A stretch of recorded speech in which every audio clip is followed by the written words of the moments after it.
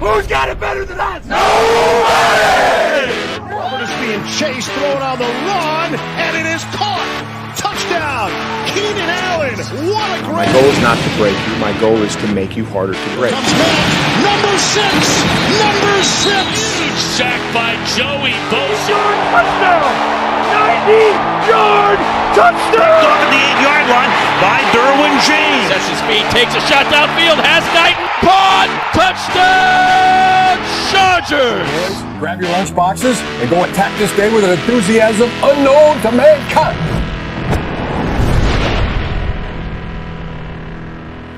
And I tell you what, a couple of days out from the first preseason game, the lunchboxes are pretty much full.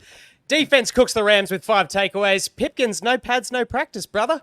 A number of Chargers missing out on training with injury concerns. Oh, it's trouble for all Chargers fans. And Herbert's in a moon boot.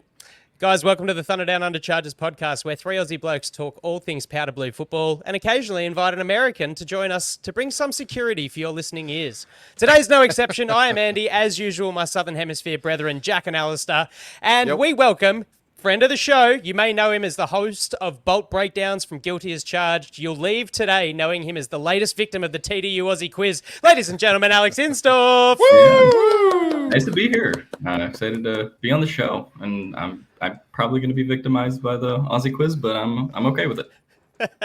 Well, look, I mean, most importantly, I'm sure you will have a lot of amazing insights to add. Thanks for getting up absurdly early in your day today and jumping on the show with us as we break down the AFC West opponents and talk a bit of training camp heading into the first week of preseason. Look, let's start with the biggest elephant in the room. We ain't talking about Jack. Herbert's injury. Justin Herbert's in a moon boot. Sorry, mate. It's just too easy. Hey, don't apologise. No days off, baby. Don't apologise. That's weak. Justin Herbert's in a moon boot, guys. He's got plantar fasciitis. Yeah. I'm going to sidestep all of my previous sports physiology kind of background to say it's a real who knows what the severity is. As Harbaugh keeps saying, he's just working through some stuff, but could be 2 to 4 weeks. Alex, I'm going to throw straight to you, mate. Do you have any insight as to what's going on there? Anything more than the layperson would know? Yeah, so, I mean, the real answer is we kind of don't know. They said it was an injury to plantar fascia, which could be plantar fasciitis, could just be a small tear, but we ultimately don't know. He's going to be in a boot for 2 weeks, and seemingly they're confident that he's going to come in after that. I know Jeremy Fowler did a report on ESPN where he said they're still not panicked. You know, does that change in a couple of weeks? I don't know. But right now it seems like it's full steam ahead. Unfortunately, practice has been mired in quarterbacks that are not Justin Herbert, and that seems to be the tempo of the situation right now. But as long as you get him back week 1, then you're feeling pretty okay. My only real concern is just how does this injury affect him, right? More so than missing a game, because I do think he will play week 1. But does he have trouble planting on that foot? Does he have trouble, with his release point as a result of these things, right? Those are more kind of the mechanics that I worry about. But, I'm sure from a pain management perspective, I mean, we've seen Mahomes get injected at halftime or do whatever. So the training staff will do whatever they need to do with Herbert in that regard. So I'm not concerned about him missing time. I'm concerned about kind of what he looks like when he comes back, because obviously when even we were at training camp and the day before he got injured, right, they were, experimenting with some designed rushing looks for him. He took off and ran himself a couple times as a result of pressure. So those are kind of the things that I'm concerned about him playing in this offense and how he's, feeling more so than, I guess, missing time. But we'll see. Yeah. I also think that another question I have is how much time is he missing on the installs, being actually out on the field? It seems to me that DJ Chark in his press conference was pretty happy with the chemistry between he and Herbert that they've developed early on. But yeah, it's just a different kettle of fish when you're playing against the Rams, for example, or playing in a preseason game or playing in pads, at tempo with tackling to a point, and what that does, and Herbert's missing all of that. So I do wonder whether that impacts the chemistry we see early, even if he does play as well. That would be something that I'm also just a little bit worried about. I quite like the humility of Alex there. Actually, a medical in training. It hasn't stopped every 40-plus-year-old that I interact with online Chargers fan saying, "I hurt my plantar fascia," where it's Kev Diego. Seems to be a 40-plus style injury. I haven't met a 40-plus-year-old who hasn't struggled from some form of foot or heel ailment. I might even be going through something similar myself for the time being. But like you had said, Alex, Jack, maybe the question is less about pain, like, is it going to seriously hinder him? Maybe more, does it limit the playbook? Does it limit some of the stuff, getting him outside the pocket, using his feet on designed runs? And we'll just have to wait and see. But in the meantime, it's a steady dose of Easton Stick and Max Duggan and whoever else, Perez and other signed quarterbacks new to the team, Andy. Yeah, well, the 2023 USFL Championship MVP, Luis Perez, from the Arlington Renegades, just signed on apparently a multi-million-dollar deal. So there must be either just, insurance policy. Max Duggan probably not in the window to, fill in if Stick does have to play meaningful snaps at the start of the season. They're just getting some insurance in. But look, I think to what you said, Jack, I think Herbert's out there. We're seeing him out there in the moon boot, but you're right. It sort of does limit how open Greg Roman's playbook can be to start things off. Fingers crossed. It is just a little, it's an isolation of what could be an injury. Alex, you said that you had attended training camp. How was it? What's the feel like at the Bolt? Yeah, no, the Bolt is like a beautiful facility, like everybody says, like super nice. People were like, I remember when I went there on Friday, because I had just landed at LAX, took a 5.5-hour flight, and then I was like, oh, I'll go to training camp for a couple hours, and I was like, blind can't possibly be that long. See this line like all the way around the block. I'm like, ugh. But people were hyped for training camp, and I think they said there was a capacity of like 1,500, but on that back together Saturday, man, I was like, there's like 2,500 or 3,000 like people here. They definitely let in more people. That's encouraging. A lot of people would say, well, that's, the limit of Chargers fans across the world, but it's good to see that they're getting down and supporting, checking out the facility and stuff like that. Yeah, no, it was super cool that, fans came out obviously to it. And just every experience that, people had said from people who had been to training camp in previous years, like that this facility was really nice. And the practice was a little bit obviously different than I expected, because you're kind of just like, boggling your eyes around to like whatever you were watching, but there's like a million things to watch, right? There's like, especially when you're busy signing autodrographs too, Alex. It must be very, very busy signing autographs. I made the joke to Tyler, because the director was also there on like 3 of the training camp days that I think I was, or no, he was there Friday and Saturday that I was there. And I made the joke that I was like the Tobey Maguire to his like Leo DiCaprio, where like a couple people would come up to me for like a picture or something, but then like everyone and their mother wanted a picture with him. So that was kind of fun. But no, I mean, yeah, like I was saying, there's like a million things to watch on the field that they're doing each time. There's not, as people pointed out, there's not music going on. So you literally hear like Harbaugh bark out the commands for, hey, first unit, second unit, switch, right? Like, or different periods of time where they're walking through 7-on-7. So you get to hear all that stuff, even if you're all the way on the stands and not on the field. So very cool to be able to kind of like see how that works in person. Because I feel like I've been talking about training camps or practices for so long without actually ever seeing one in person. So no, it was definitely a really cool feeling. A little interesting kind of, with also the injuries where, you see a player like walk off the field or jog off the field and you're like, is that an injury? Kind of the game we've been playing on Twitter where it's like, is that an injury? And then it's like, oh no, that guy went to the bathroom. It's like, okay. He's working through something. He's working through something in the bathroom. He's working through something. So working through last night's Chinese, we went through that experience with Rashawn Slater at one point. But so I think it was just fun to be at camp, fun to see people around, and see obviously the excitement around the team. But it was interesting to see how they kind of navigated practices and what they would practice, I guess, each day. Yeah. Oh, nice. Very envious. Would love to be able to go to a live game, let alone training camp. Joint scrimmage with the Rams. Al, I'll throw over to you, my man. What are some of your takeaways from that experience?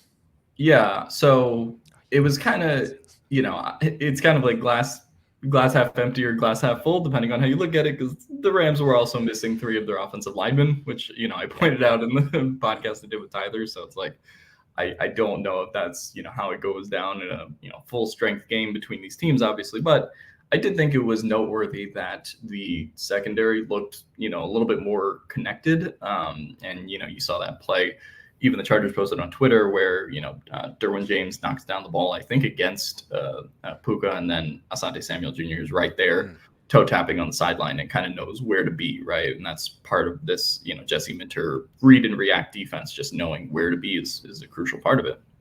So it was nice to see that from the secondary. Obviously, Christian Fulton, who I think I had questions about entering this training camp, has been balling out. I know he had multiple interceptions, I think, in that Rams practice and a couple this week.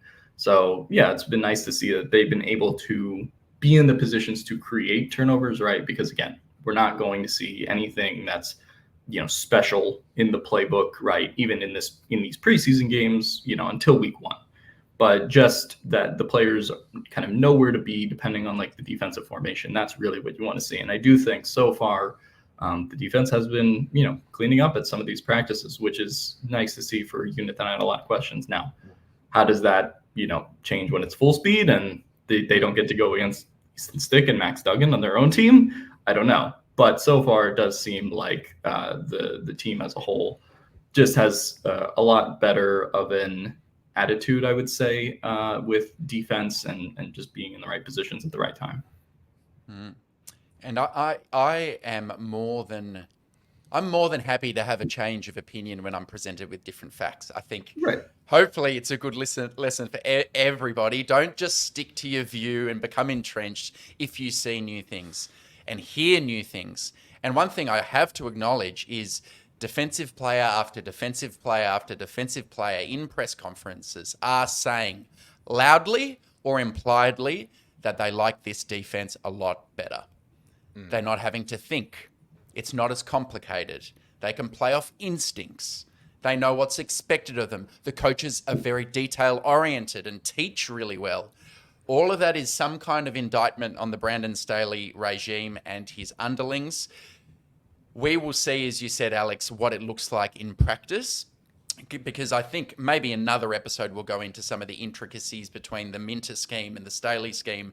There are some similarities in terms of some of the coverages on the back end. But one difference is Minter's more likely to play a true zone without the pattern match element. So he's not asking his defensive backs to go from zone into man depending on the route alignment and distribution. It's here's your zone, and if the receiver moves into a different zone, that's okay, you just let it go. What that lets you do is play really fast. You don't need to think as much. But what we also need to keep in mind, I think, is we've been in a simple zone scheme in the past with Gus Bradley. Those schemes do have weaknesses, and it's a reason why the Vic Fangios of the world and Saban created pattern match, because when you face really good quarterbacks and you're just playing simple zone coverages, you might see a Tom Brady or a Peyton Manning throw for 375 yards, 3 touchdowns, no picks, because they know where the soft spots are in that zone. You are more reliant on great athletes playing fast in those systems. But at least early in the season, it all sounds really good. And as you said, Alex, Christian Fulton, like you, I was a bit dubious. Is this really a starting quality cornerback in the NFL at this stage of his career? He's had 4+ interceptions through training camp, and he's kicking ace. So good on him. Jack, I'll throw a question to you, man. We've talked a bit about the defense. Are we concerned at all about the offense. There've been a few injuries, guys we've mentioned Herbert, but McConkey, Pipkin, Sawyer, Kamani Vidal, Donald Parham. These are all guys who've spent significant periods of time off on the sidelines. How are you feeling about the offense at this stage?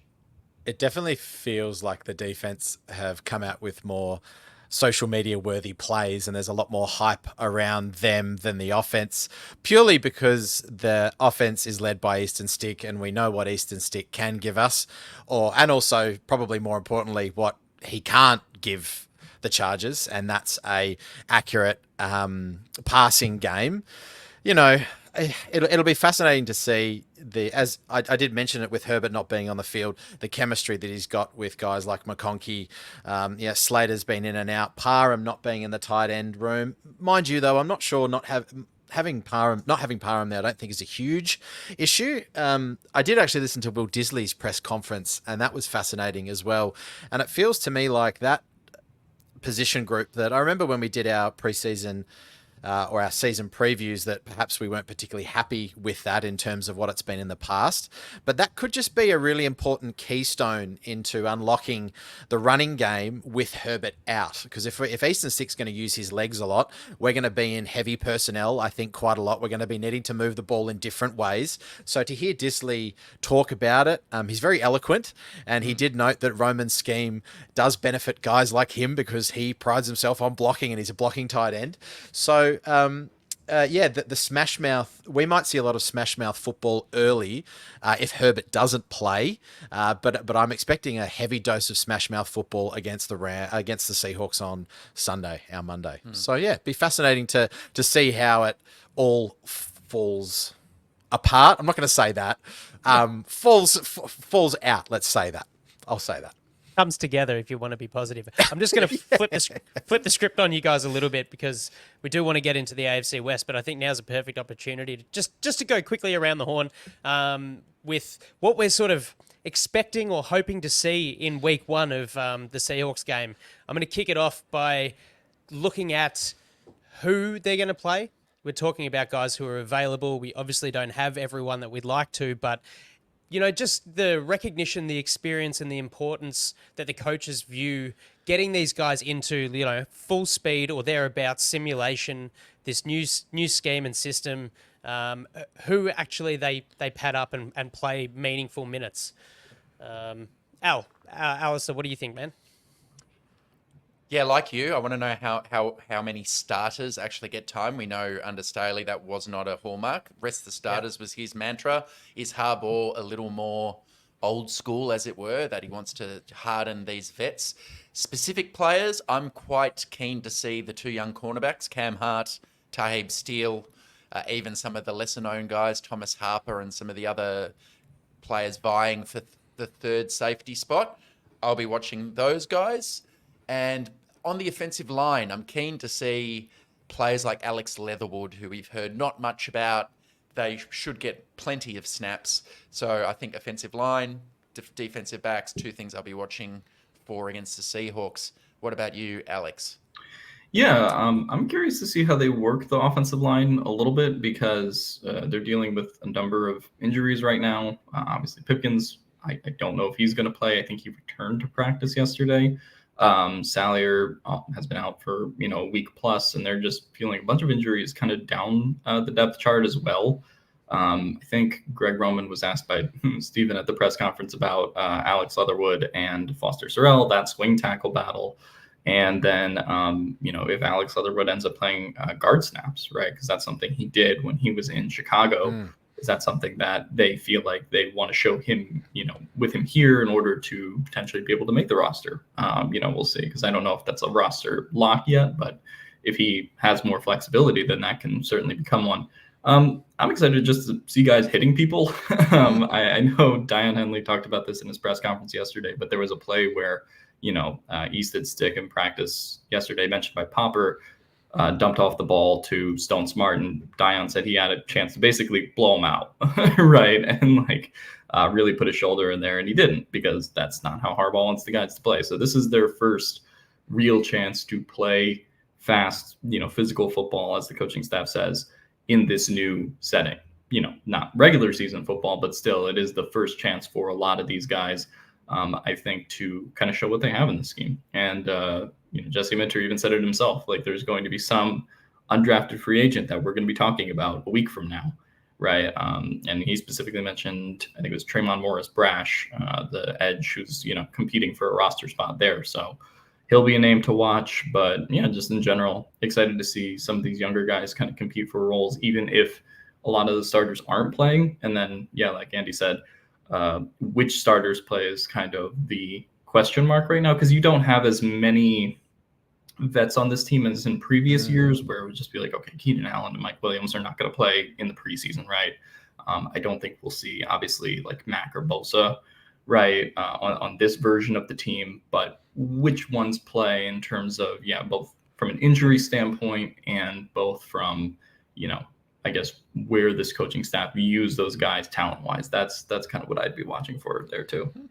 Now, Jack, you got to tell us who you're looking forward to watching, and why is it Isaiah Spiller? I'll get to Isaiah Spiller first, but my mind immediately went to whether these two play a couple of snaps together. I'd love to see the middle of the field. I'd love to see Coulson and Henley. Coulson's working through some stuff, I'm pretty sure, at the moment. So yeah, he's returning from his and I'd like to see that maybe later in the preseason. It might not eventuate.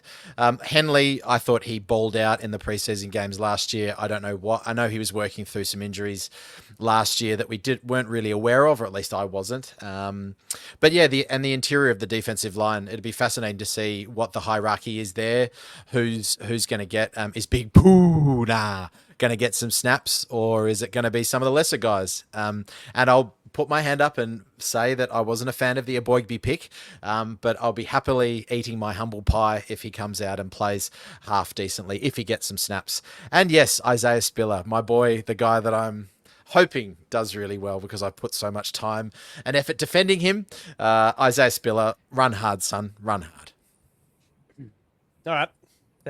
A lot of weights, and it won't all just be sort of scripted out for foresight in week one of the preseason, but hopefully it sets the benchmark. We know what, not tackling during training camp did to the start of Chargers seasons in years gone by. So let's, like we pointed out, let's hope we're hitting hard as soon as the whistle blows. All right, Jack, the Chargers face the Las Vegas Raiders in both week 1 and week 18. Take it away, my man.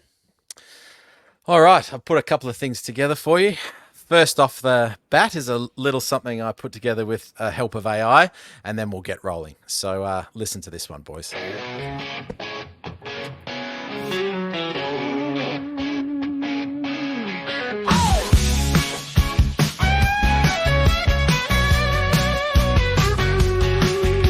Raiders ain't shit, we know the game.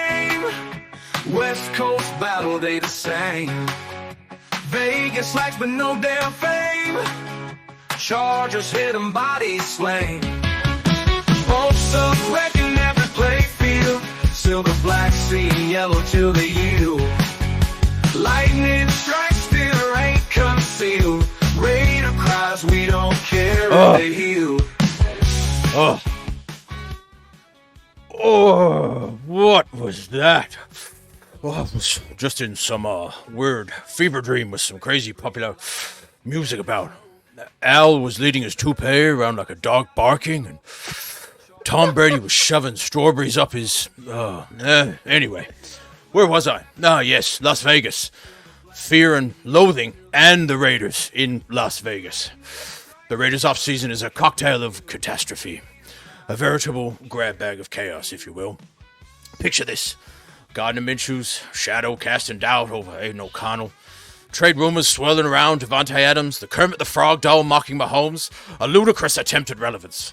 The trunk of this nightmare is filled with dysfunction. McDaniel's disastrous team meetings last year, Hobbs and Bennett's training camp brawls, Brady's controversial ownership stake, a swirling maelstrom of instability.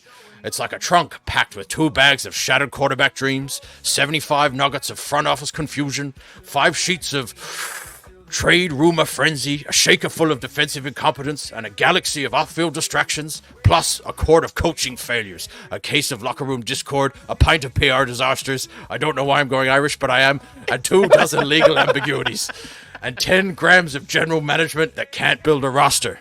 FTR, more like TFR, Tom times 2, S the Raiders. Anyway, Hemingway once said, the most essential gift for a good rider is a built-in shockproof shit detector. That is the rider's radar, and all great riders have had it. So, I leave you with this. Where is your shit detector on the 2024 Raiders? Time for some more medication.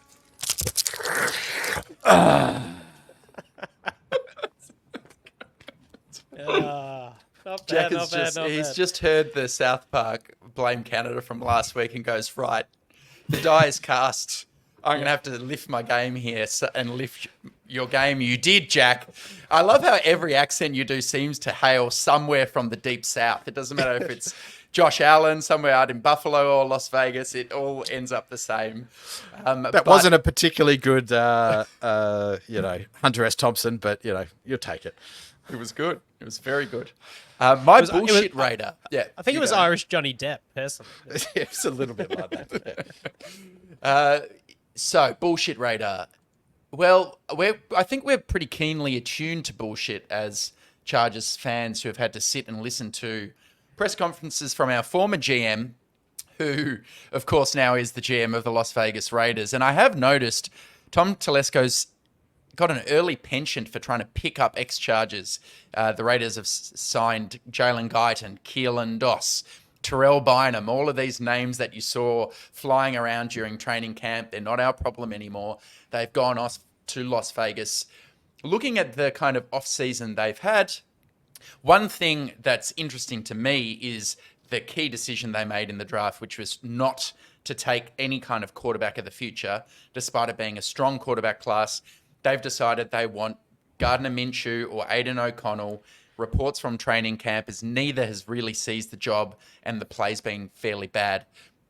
Instead, they decided to attack the shiny things. We're used to seeing that. They've gone Brock Bowers, Jackson Powers Johnson. They signed Christian Wilkins on a very big contract in free agency. And they've delayed their quarterback decision until sometime in the future.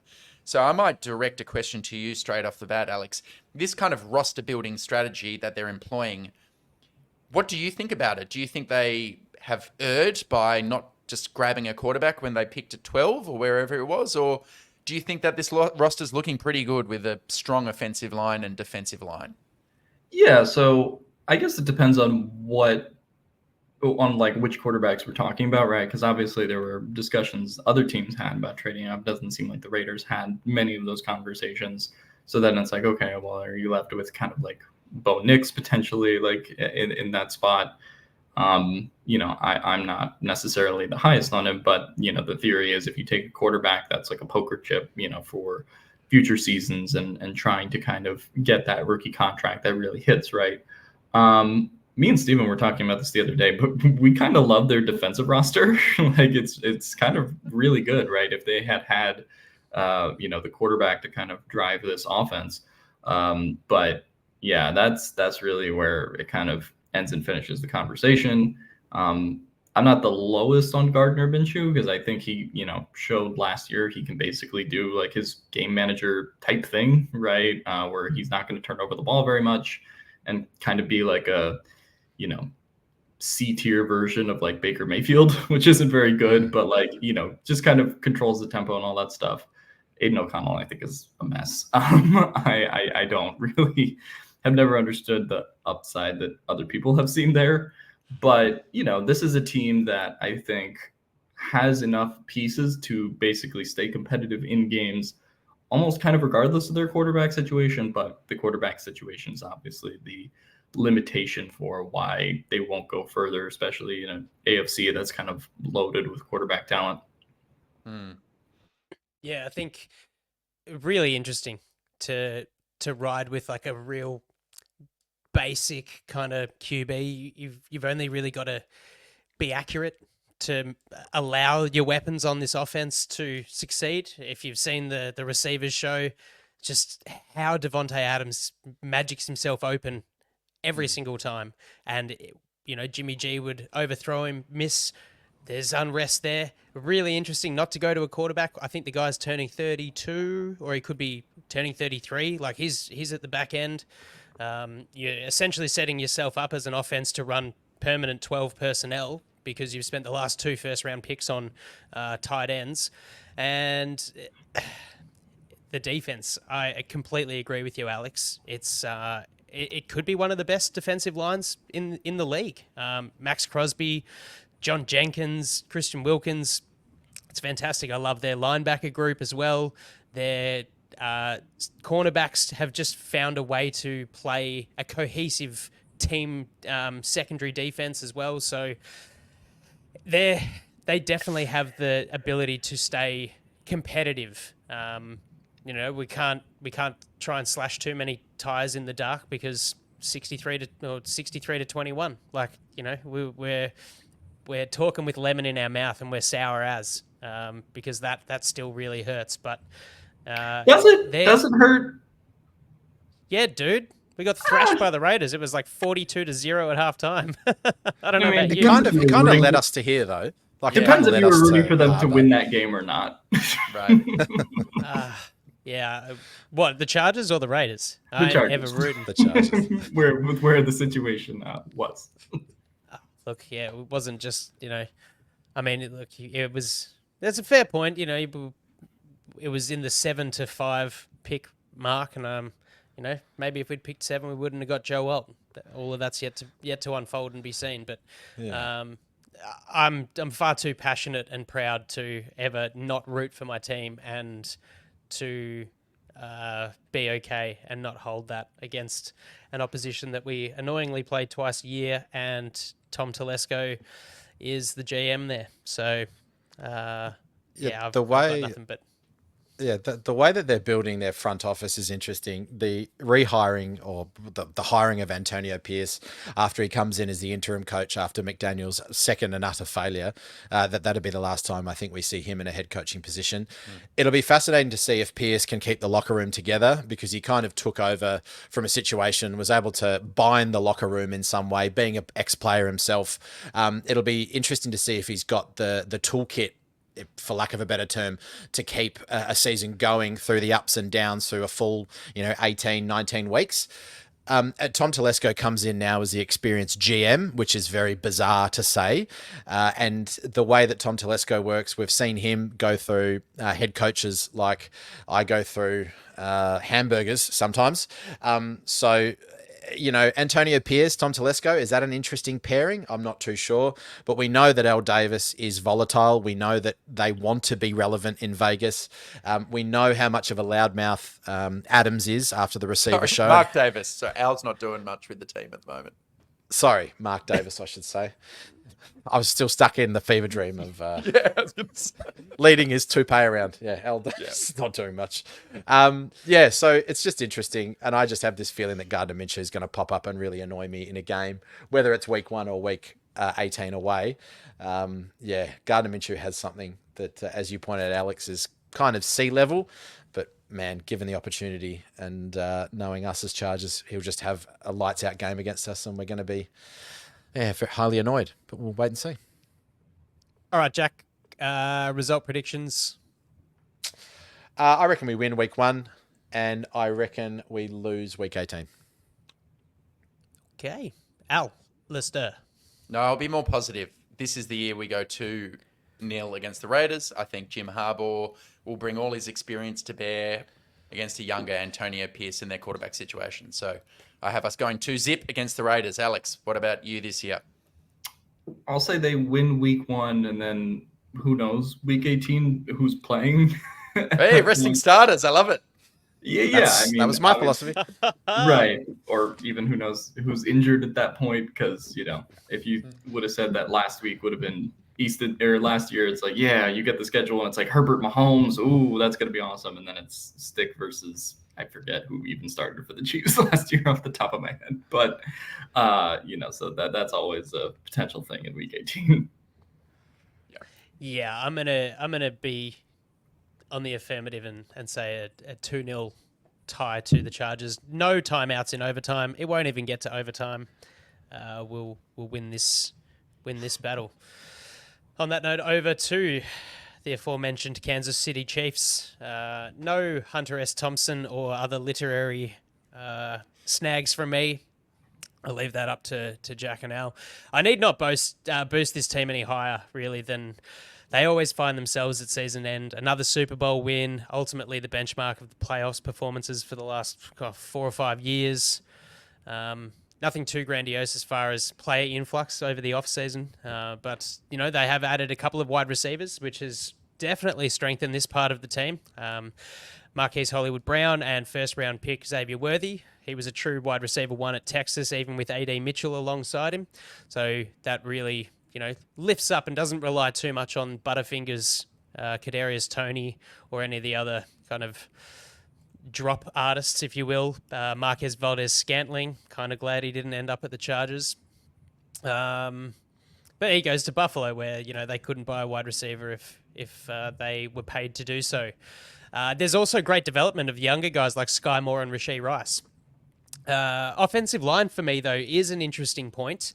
If you look back at the Tampa Bay Super Bowl 55, they lost that game, I believe, because they couldn't protect Patty Mahomes. And their left tackle situation as it stands, even left guard to start the season, Donovan Smith remains unsigned. Now, he's still a chance to return to Kansas City, but wasn't really a great 2023 for him. Gave up 53 pressures and 3 sacks. So in steps on paper at the moment, Wanya Morris.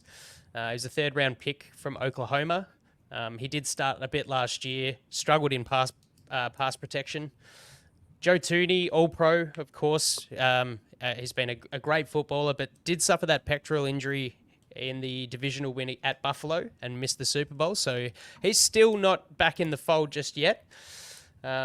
So, it's a weakened left side, and we've got to cling to something. Any opportunity to get at this Chiefs team. Creed Humphrey, fantastic center. Jawan Taylor, second worst season per PFF since his sophomore campaign with Jacksonville.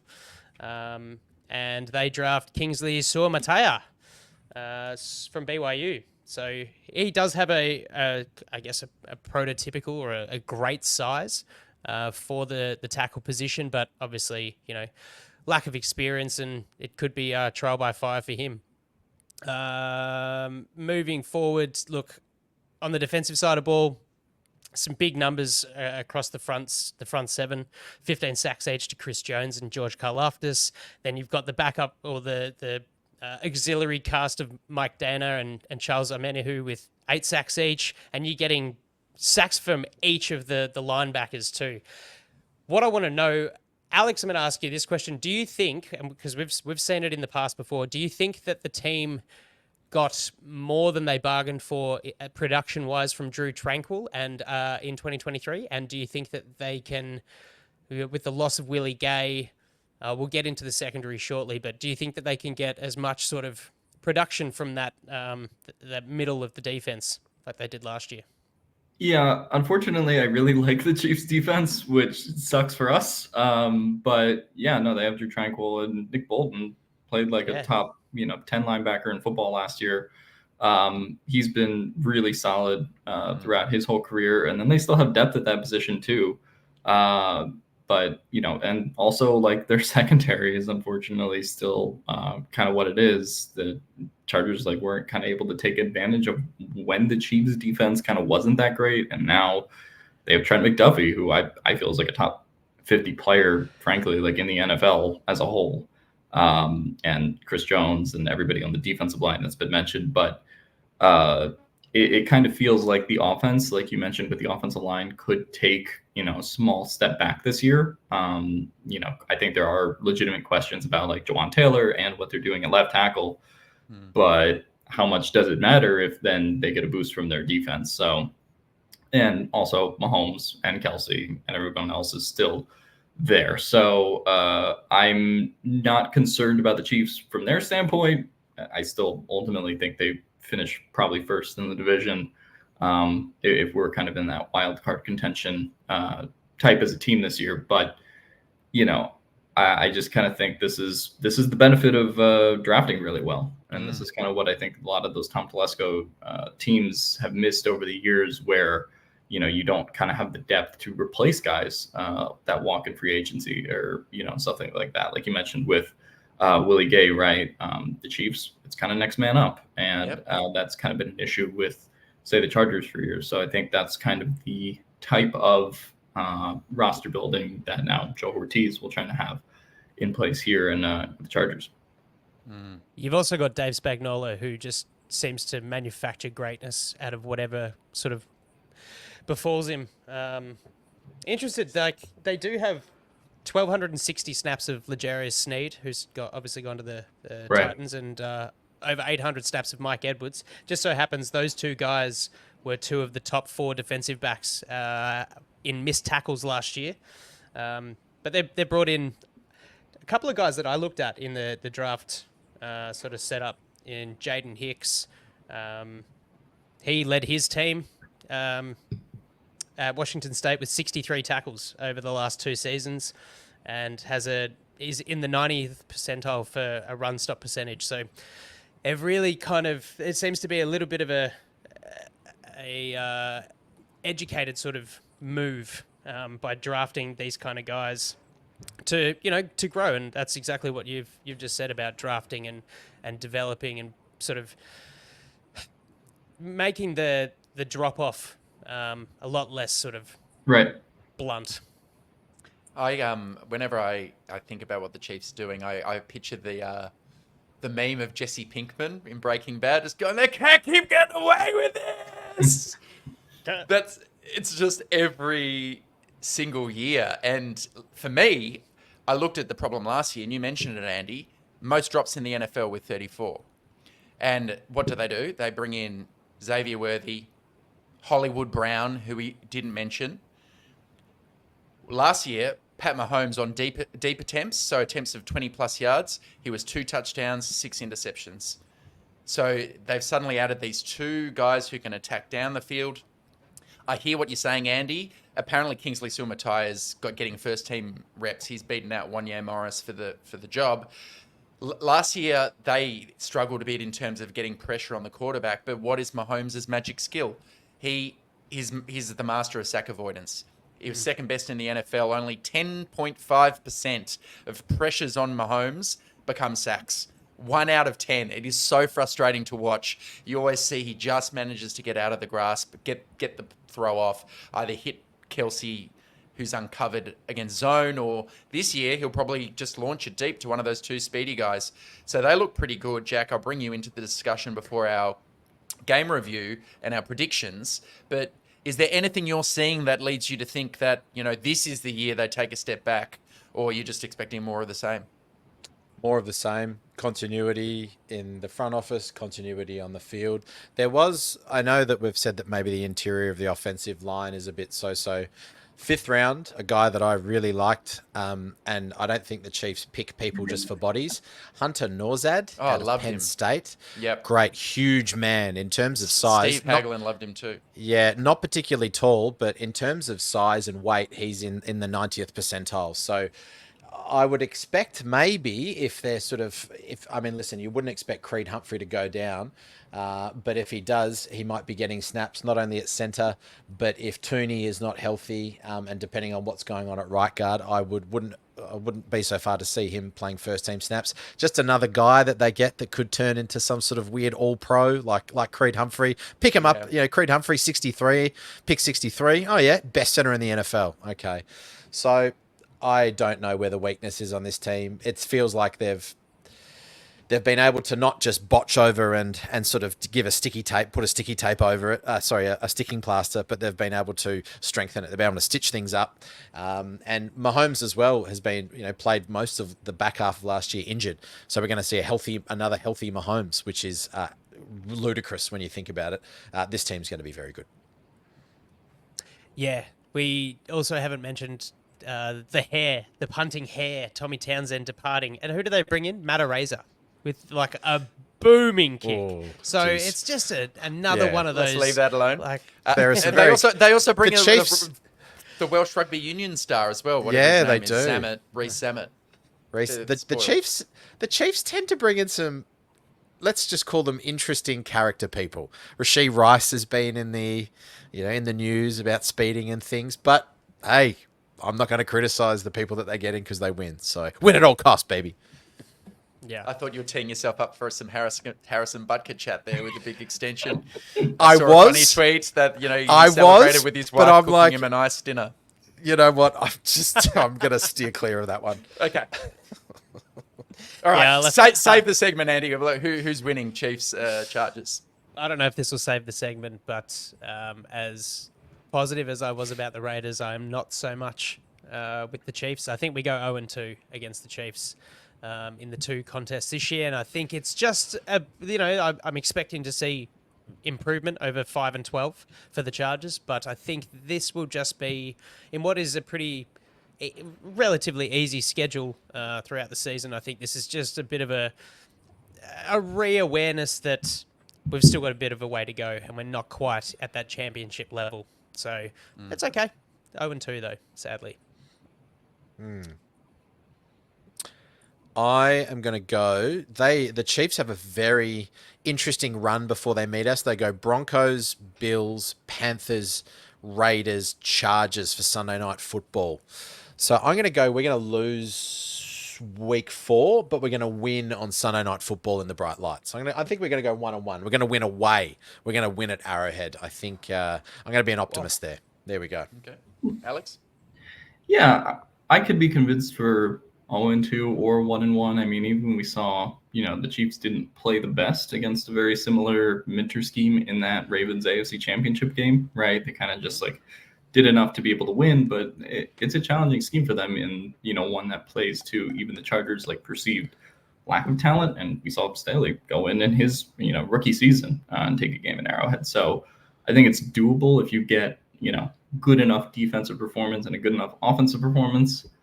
I'd probably lean towards 0-2, but I don't think it's impossible for them to get a game. Jack, I thought it was just interesting that you leaped directly into Matt Ariza, but drew the line at Harrison Butker.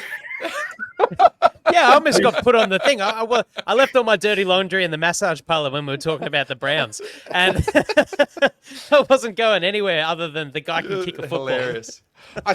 Matt Ariza has some. I didn't say anything. I just said, listen, they have questionable people, and it's like Harrison Butker's low hanging fruit as such. So anyway, but you're right. Good call. All right. I'm with you, Andy. We're simpatico for the time being. 0-2.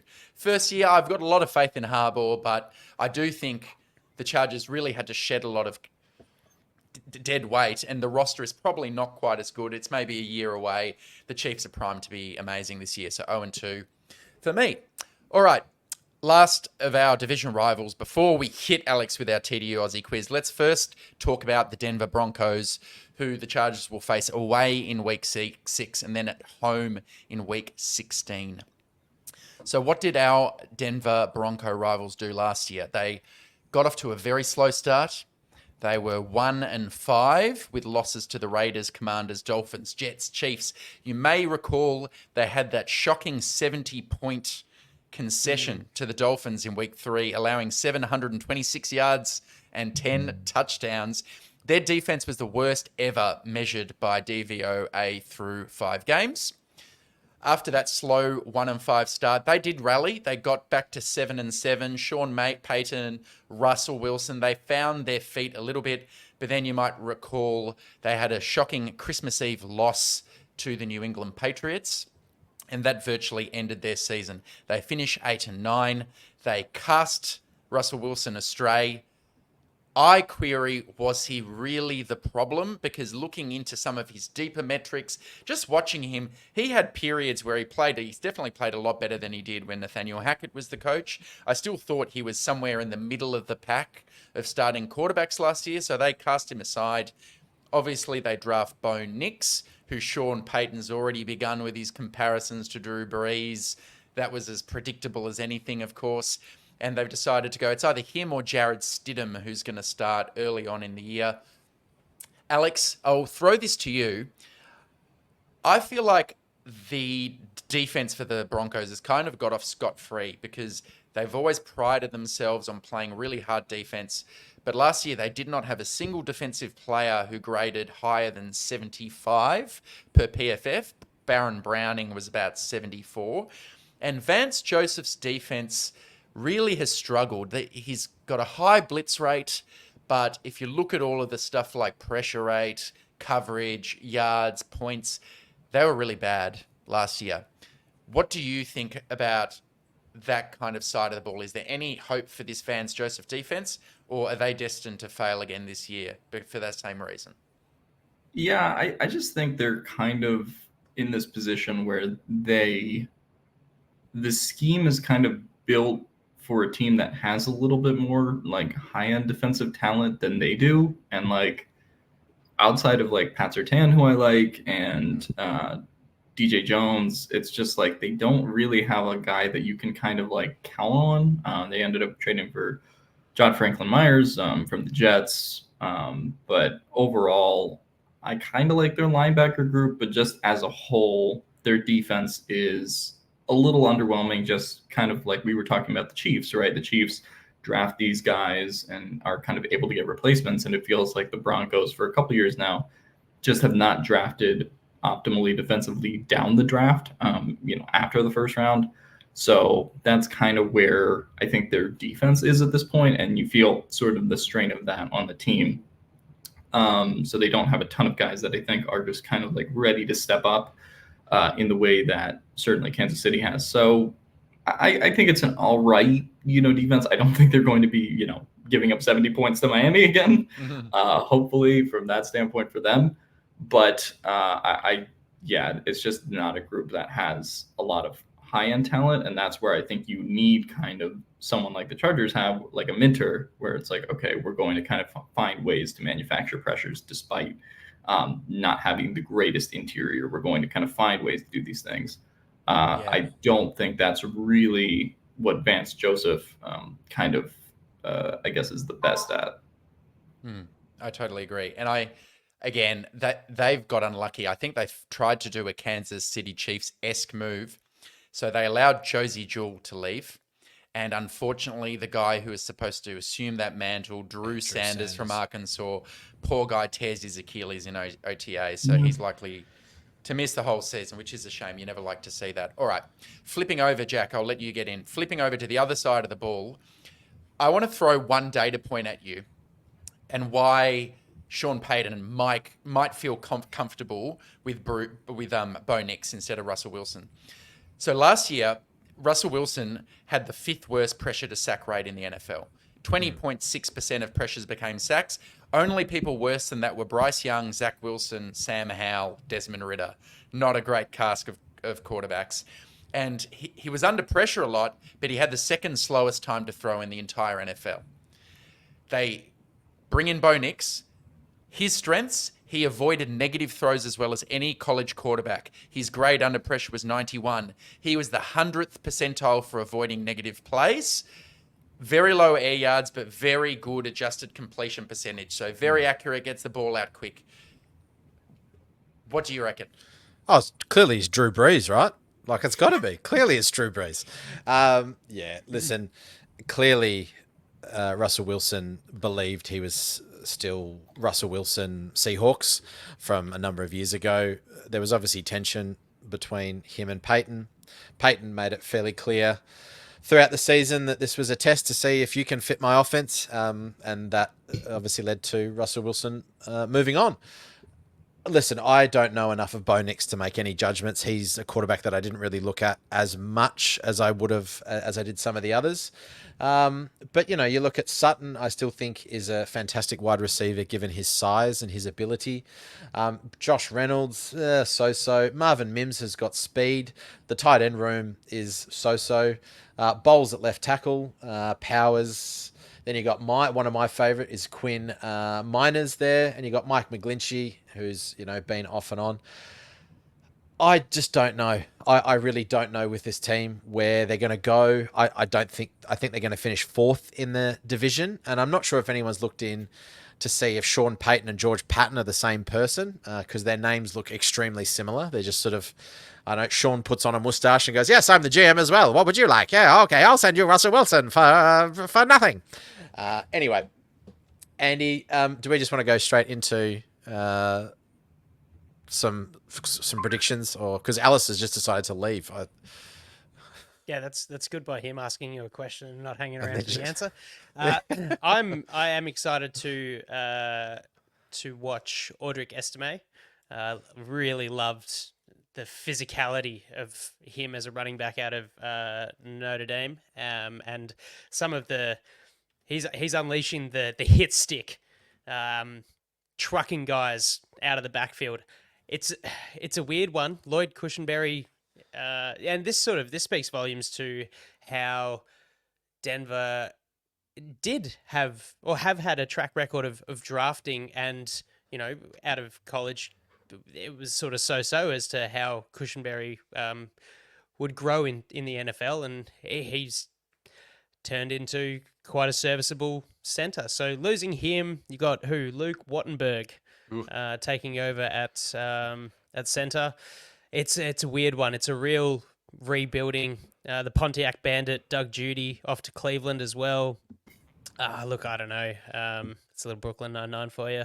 Love it. So I don't know. I think it's an odd patch of rebuilding for Denver, and I'm gonna enjoy watching Sean Payton choke through it for sure.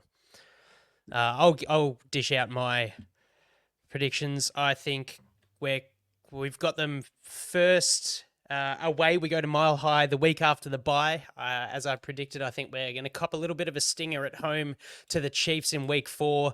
We'll come out after the bye feeling fresh. Hopefully, if Herbert has been playing through any kind of foot issue for the first month, he's all feeling good by week 6. We come out and smoke him at Mile High, and then week 16 we're really hitting our straps. So we go 2-0 against the Denver Broncos. All right, I'll jump in. Me too. 2-0 for you as well, Jack? Correct. I have 1-1, so I think we lose the first one at Mile High and then win the home game in week 16. Alex? Do you guys know when the last time the Chargers won a game at Mile High is? Oh, no, but I'm interested. 2018. Wow. That was the last time they won a game in Denver. They should have won the Drew Lock game back in 2020, but threw that one away. I'll go bold though. I think they win in Denver this year, and then I think they win in LA. So I'll say 2-0. Love it. He's on that Caribbean spirit, baby. All right, cool. So we got what? 3 2-0s and a 1-1. Not bad, not bad. Al, you're predicting a little bit of a rut, a little bit of a mid-season rut for the Chargers. Yeah. Yeah, that's right. I think I have us 3-3 in the division. Not bad. Yeah, 4-2 for me. Not too bad. All right. Well, look, we're about to hit the hour, so I think it's a perfect time to jump into the Aussie quiz. Jack, do you want to kick us off with your question for our lovely guest today? Sure. There's no costume change for this one, Alex. Given that we're watching the Olympics, I thought I'd whack in an Olympic question. So hopefully you've been brushing up and watching a lot of the games. The Americans do a little sneaky thing with their medal tally to say that they put themselves on top for total medals won, but then they don't count the golds. Of course, the Americans are very, very far on top now. But the Aussies doing okay. I think we're third on the gold medal tally. Best ever effort. Yeah, a nation of 25 million people. Anyway, here we go. We're going back to 1956 in the Melbourne Olympic Games. Which Olympic tradition was introduced at said games in 1956 that still continues to the present day? You've got 4 options. The first option is athletes from all nations enter the stadium in unity during the closing ceremony. Option B, the Olympic flame burning from the start of the games to the closing ceremony. Option C, athletes marching into the stadium behind their nation's flags during the opening ceremony. Or D, the torch relay for the Olympic flame. Which one of those was introduced in Melbourne in the 1956 Olympic Games? Ooh. Torn between C and D here. I actually don't know when the torch relay started. That's like my thing here, because I remember when I was a kid, it was like Muhammad Ali did it in like Atlanta, but I don't remember when the history of that started. I'll I'll go with D. D. And weirdly enough, and I didn't know this until I looked at it, is that in 1956 was the first time that athletes from all nations entered the stadium in unity during the closing ceremony. That had never happened before. Many of them used to go home after their events, and the closing ceremony was a bit of a non-event. So 1956, there we go. All right, I had an Olympics question as well. But I'm not going to do that because we know now he's not unlocking the bonus. I'm going to go with something a bit more fun. So, Alex, Australia is home, as we all know, to some of the world's most dangerous animals. Which of these animals killed the most Australians in 2023? 5 options. Is it sharks, spiders, box jellyfish, snakes, or crocodiles? Can you repeat the answers one more time? Sorry, Yes, I wanted to. fine. I googled what animal killed Steve Irwin because I didn't totally remember. So okay, Stingray can you was read not an the option. answer choices? Yes, the choices are sharks, spiders, box jellyfish, snakes, or crocodiles. The answer is, so the question was what animal killed the most people? Yes, last year.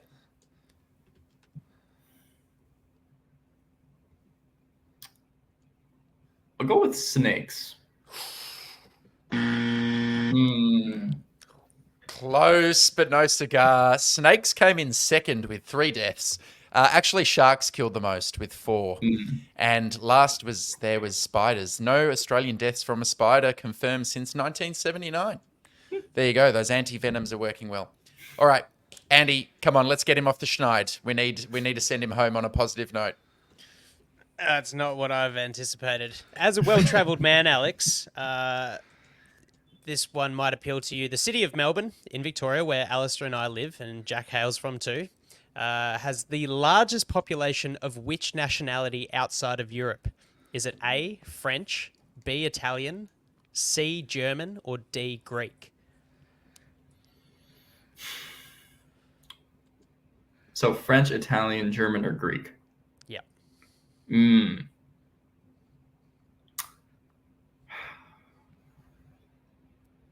Gotta go with the French. Oh. You left me in suspense there. I thought like, is there a different sound for getting it right? And then I was like, I was very nonchalant with my button pressing, and I almost hit something that was completely irrelevant. I could have completely ruined the whole show. No, it is in fact Greek. A lot of migrants in the 50s and 60s came over, and we love them for the late night souvlaki's, so thank you very much to the Greeks. Oh, well, mate, 0 from 3, as promised, the latest victim of the TDU Aussie Quiz. But on that note, I hope you've had fun with us, because it's been awesome having you on the show. Some in-person insight, and very knowledgeable guy, lover of Chargers, and all things associated. So, look, lots to get excited about with preseason week 1 coming up. No doubt we'll get you on again some other time to talk things Chargers football, man. Thanks so much for joining us. Yeah, happy to join you guys. No worries. All right, guys, thanks for tuning in. Football's almost here. We'll see you next time on the Thunder Down Under Chargers podcast. Bye. Bye.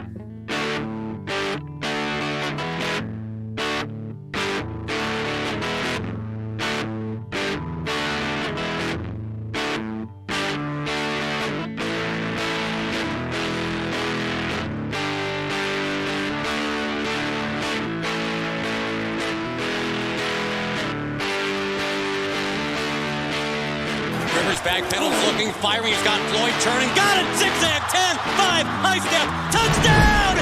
San Diego! Woo! Good night! Good night to all!